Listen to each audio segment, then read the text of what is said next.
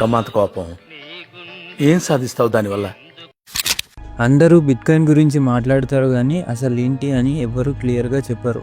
యాక్చువల్గా బిట్కాయిన్ ఎలా పనిచేస్తుందో తెలుసా? 1 మినిట్లో ఫుల్ క్లారిటీ ఇస్తా. బిట్కాయిన్ ఒక క్రిప్టోకరెన్సీ అంటే ఇది పేపర్ నోట్ కాదు బ్రో. ఇది ఒక డిజిటల్ ఫార్మాట్లో ఉంటుంది. ఫోన్లో ఆర్ కంప్యూటర్లో స్టోర్ చేయొచ్చు. 2009లో ఫస్ట్ టైం ఇంట్రొడ్యూస్ చేశారు and first ever cryptocurrency was bitcoin guys. అప్పట్లో వాల్యూ 1 రూపీ కన్నా తక్కువ ఉండేది. ఇప్పుడు ఆల్మోస్ట్ 95 lakhs ప్లస్. ఎందుకంటే supply limited. Only 21 million bitcoins మాత్రమే ఉంటాయి.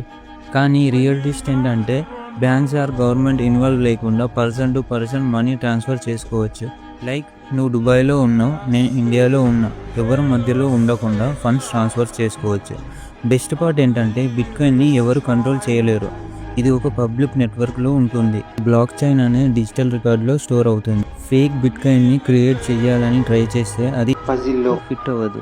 ఎంటైర్ నెట్వర్క్ని రిజెక్ట్ చేస్తుంది. ఈవెన్ హ్యాకర్స్ కూడా పనికిరారు. ఇది నార్మల్ సిస్టమ్ కాదు బ్రో. ఒక బిట్కాయిన్ క్రియేట్ చేయాలి అంటే కంప్యూటర్ చాలా హెవీ మ్యాథ్ ప్రాబ్లమ్ సాల్వ్ చేయాలి.